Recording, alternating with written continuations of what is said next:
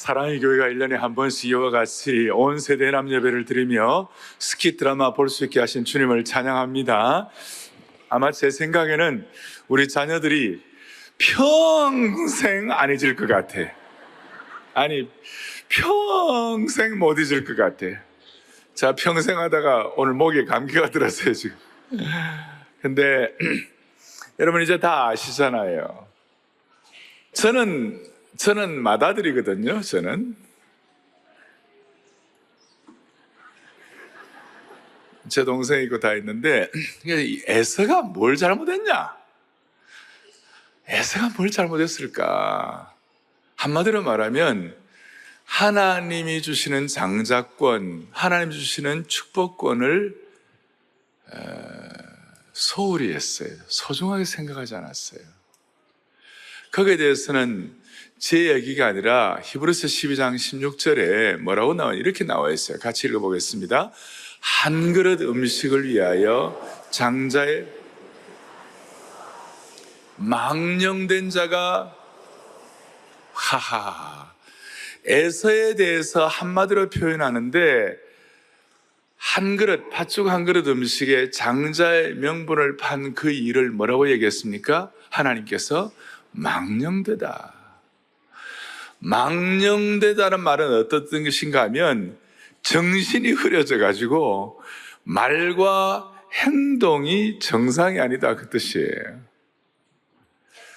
우리는 오늘 다 우리가 정상이라고 생각하고 우리가 다 정신 바짝 차리고 산다고 생각하지만 만약에 저와 여러분들이 하나님 주신 이 축복권, 장자권에 대해서 우리가 제대로 하나님의 심정을 모르면 우리는 망령된 사람들이에요. 저는 우리 교회의 자녀들과 어른들과 모든 세대가 아무도 망령된 자가 없기를 바라는 것이에요.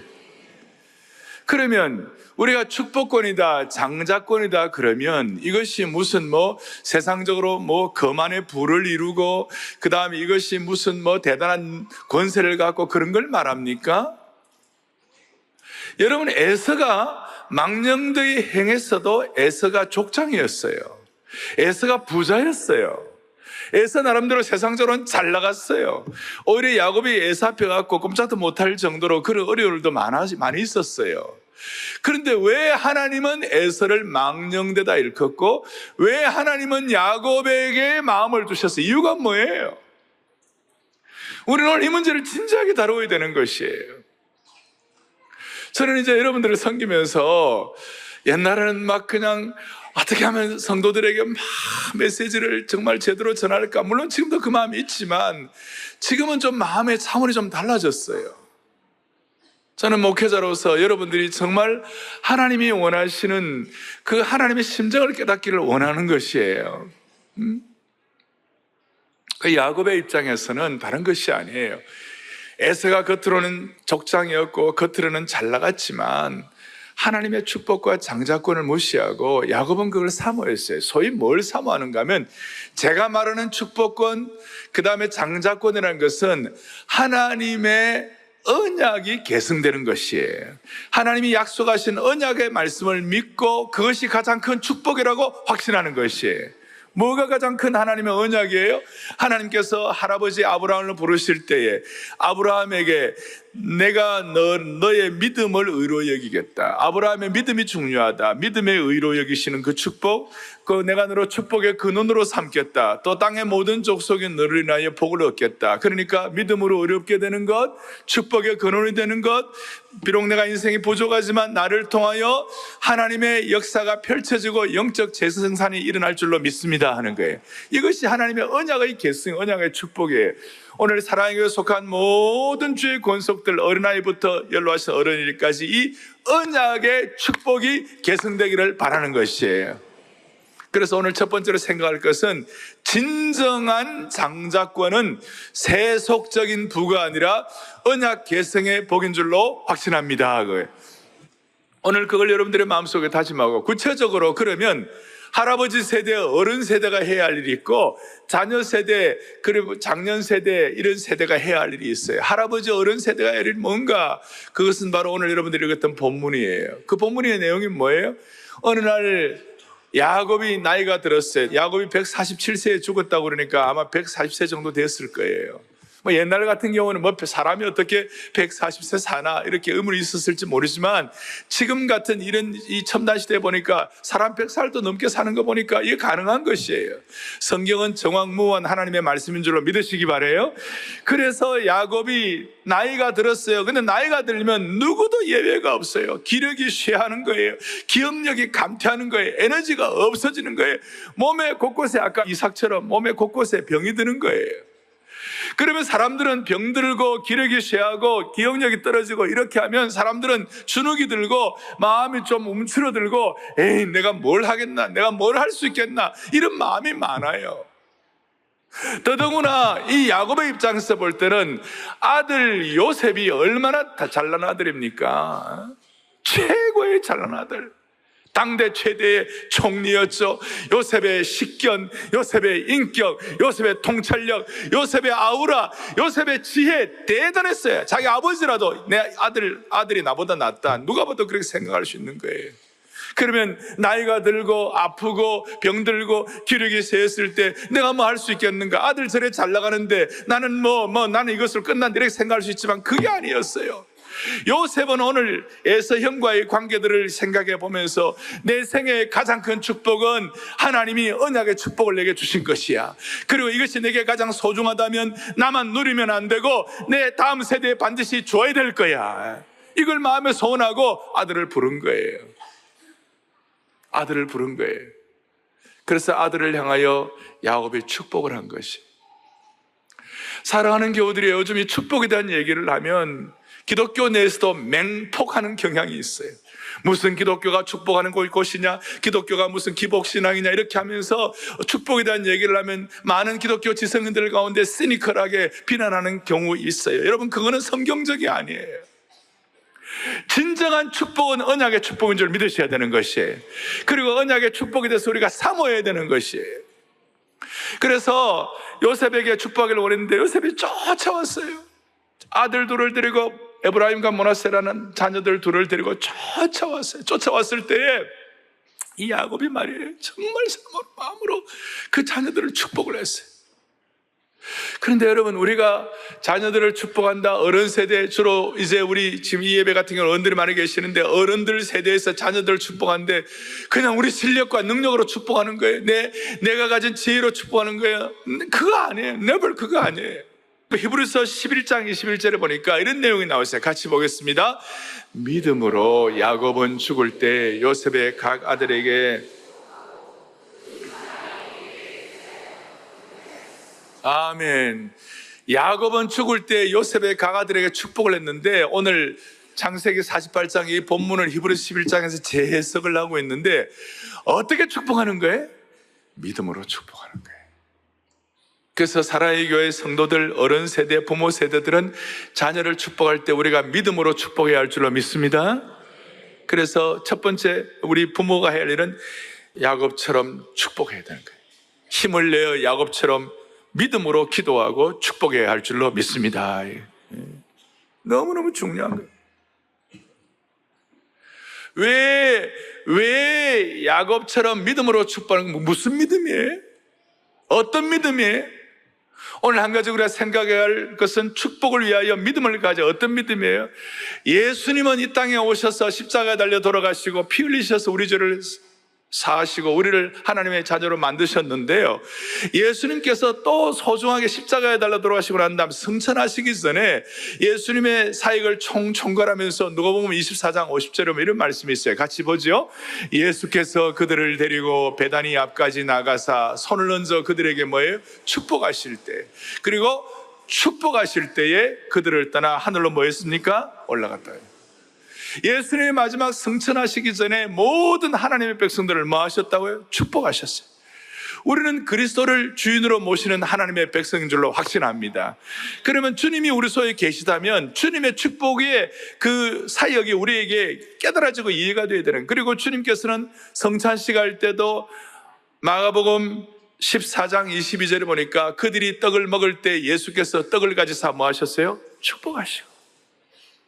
어린아이들에 대해서도 예수님께서 어린아이들 마가복음 10장에 보니까 마가복음 10장에 그 어린아이들을 안고 그들 위에 안수하시고 뭐 하시니라? 축복하시니. 우리의 실력과 지혜로 축복하는 것이 아니라 우리의 믿음으로 축복해야 되는데, 믿음의 핵심은 예수님께서 승천하시기 전에 제자들을 축복하시고 승천하시기를 축복하시고 어린아이들 한 명 한 명도 주님이 축복하신 줄로 믿습니다, 이거예요. 그런 믿음을 갖는 거예요. 그리고 믿음으로 축복할 뿐만 아니라 민수기 6장 27절에 보니까 뭐라고 나와 있는가 하면 같이 읽어보죠. 그들은 이같이 내 이름으로 이스라엘 자손에게 축복할지니 내가 그들에게 뭘 주리라? 복을 주리라. 놀라운 말씀. 그들은 이같이 내 이름으로 이스라엘 자손에게 축복할지니. 여러분, 기독교의 축복권을 맹폭하는 분들은 뭘 몰라요? 폭격하는 분들은 뭘 몰라요? 우리의 실력과 능력으로 축복하는 줄 알아요. never. 그거 아니에요. 하나님의 이름으로 축복하는 것이에요. 믿음으로 축복하는 것이에요. 예수님이 승천하실 때 축복한 거 믿고, 성찬식을 축복하는 거 믿고, 어린아이들 축복하는 거 믿고, 이거 믿는 믿음으로 축복하는 것이에요. 그리고 그 믿음뿐만 아니라 그것을 주님의 이름으로 이스라엘 자손을 축복하는 것이에요. 이걸 나중에 베드로가 깨닫고 난 다음에 베드로전 3장 9절에 뭐라고 얘기하느냐? 시작. 복을 빌라. 이를 위하여 너희가 부르심을 받았으니 이는 복을 이어받게 하려 하심이라. 아멘. 베드로가 그 고난 가운데 1세기의 초대교회의 순교와 고난의 현장 가운데서도, 말도 안 되는 환경 가운데서도 베드로가 깨달았던 지혜가 뭐냐면 축복을 빌라. 이를 위하여 너희가 부르심을 받았느니라. 이는 너희가 축복을 이어받게 하려 하심이라. 한 사람만 받는 축복이 아니라 축복을 이어받게 하려 하심이니라. 그래서 우리 축복은 언약 계승의 축복이고, 어른 세대는 야곱처럼 믿음으로 축복하기를 바랍니다. 하나님의 이름으로 축복하기를 바라는 것이에요. 그러면 세 번째로 자녀 세대는 어떻게 해야 되는가? 요셉처럼 축복을 사모해야 되는 것이에요. 하나님께서 요셉에게, 이제 야곱을 통하여 요셉에게 아버지가 돌아가시게 되었으니 제일 중요한 것이 뭘까? 요셉의 마음속에 사모하는 마음이 있었어요. 우리 아버지가 기력이 쇠해가지고 이제 주님 부르실 때 다 다가온 것 같다. 이 어떻게 하면 좋겠는가? 넘버원 프라이어리티, 넘버원 일이 뭔가? 첫 번째가 뭔가? 아버지한테 가가지고 우리 자녀들이 축복을 받아야 되겠구나. 그런 마음으로 아버지에게 쫓아온 것이, 저는 이것이 너무 귀한 거예요. 사랑의 교회 모든 자녀 세대는 부모 세대로부터 축복받을 것을 사모하시기 바라요. 사모하시기 바라요. 저는 우리 토요비전 새벽 예배 앞으로 헌당 감사 이후에 어느 날 시간이 오면 이제 7월 8월부터는 한 달에 한 번씩 연말까지 하나님께서 토요비전 새벽 예배 때마다 언약의 축복을 계승하는 기도를 하기를 원하는 것이에요. 부모 세대는 축복하고 자녀들은 사모하고 받고, 그럴 때 여기에 복음의 역사가 일어나게 되는 것이에요. 여러분, 그런데 현실은 그렇지 않아요. 만약 여러분들 가정에 아버지가 병이 아파 누워있는데 어느 날 아버지가 내가 너희들에게 중요한 것들을 얘기하려고 그러니까 빨리 와라 그러면 오늘날 많은 자녀들이 핑계를 많이 댈 거예요. 뭐 때문에 아버지 오라고 그러시나? 아버지가 기도하기 위하여 오라고 하신다. 기도? 그러면서 아빠 나는 너무너무 자녀 교육이 바쁘다, 나는 회사 일이 바쁘다, 나는 뭔가 일들이 많아서 핑계하고 안 오는 자녀들 많이 있을 거예요. 근데 자녀들을 보고 아버지가, 야, 내가 이제 마지막으로 너희들에게 유산을 물려주려고 한다. 올라면 오고 말라면 말아라. 유산을 한 50억쯤 주려고 한다. 그러면 여러분, 아픈 게 무슨 문제겠어요? 그 다음에 무슨 회사 일이 무슨 문제가 있겠어요? 그냥 아버지가 유산 물려준다고 그러면 막 다 쫓아올 거예요. 제가 얘기하니까 우리 어떤 교육자는, 목사님 100만 원만 준대도 올 겁니다. 그래.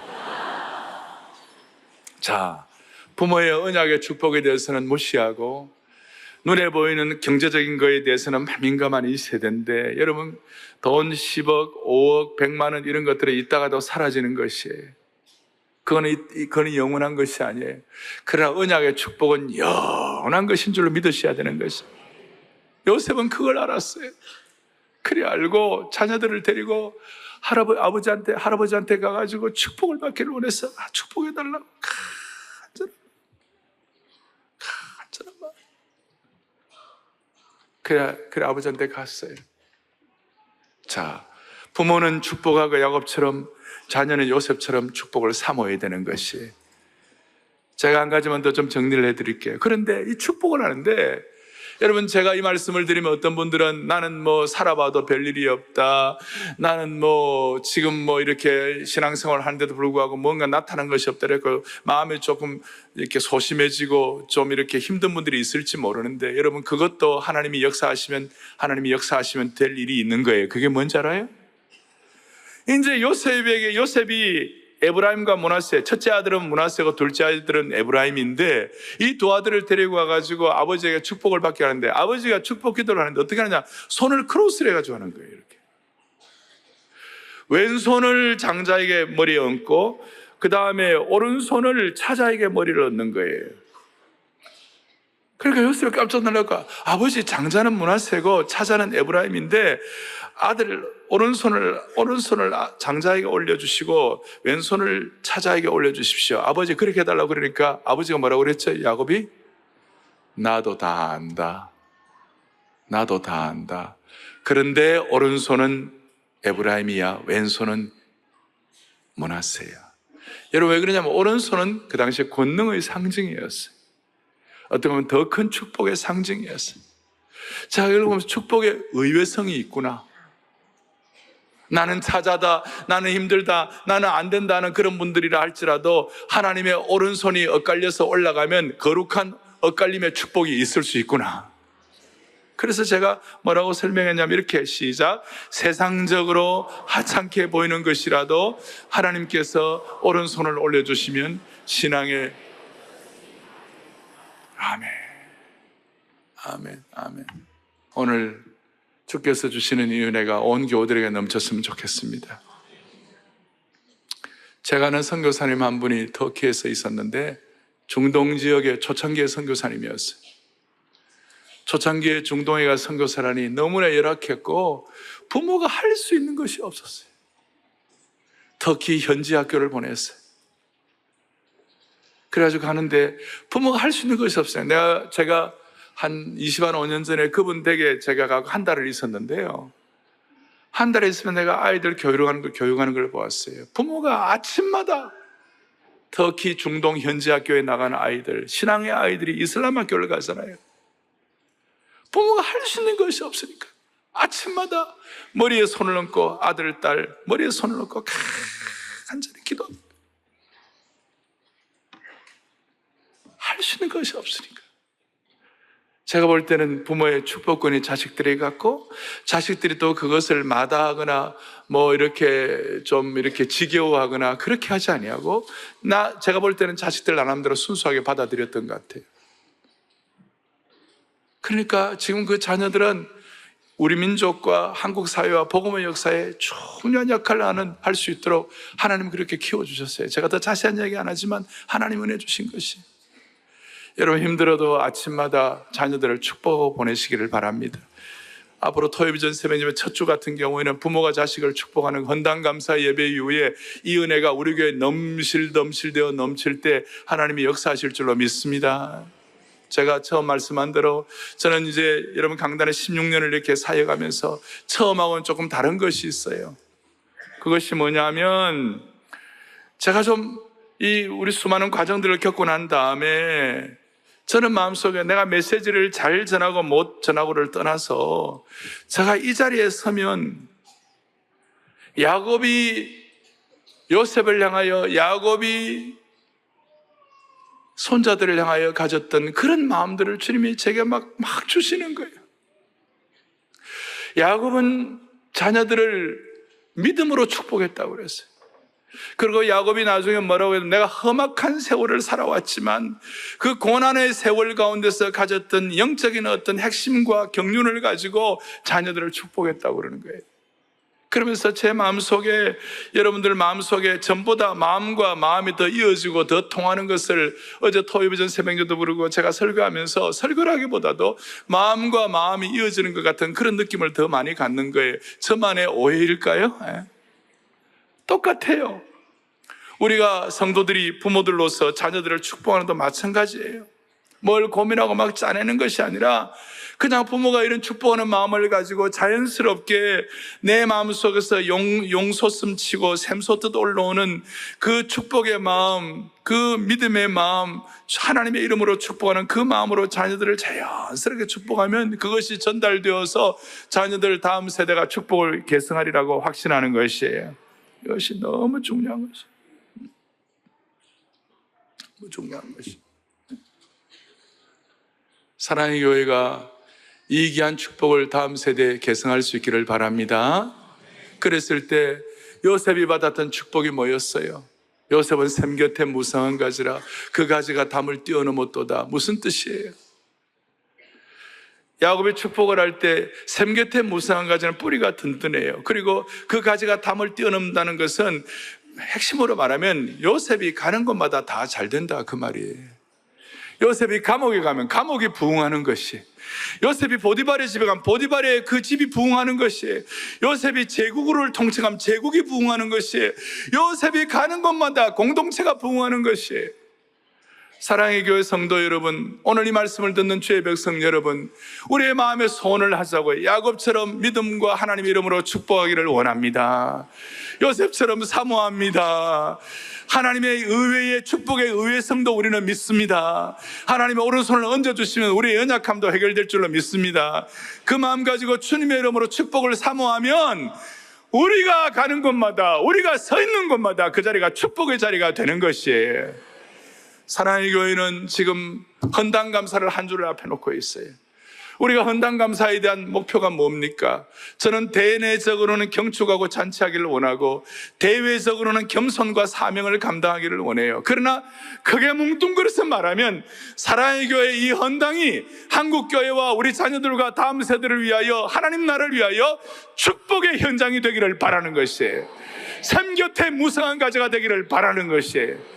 오늘 이 마음으로 전력 투구하면 하나님의 역사에 동참하는 귀한 주의 종들 만들어 주시리라고 확신합니다.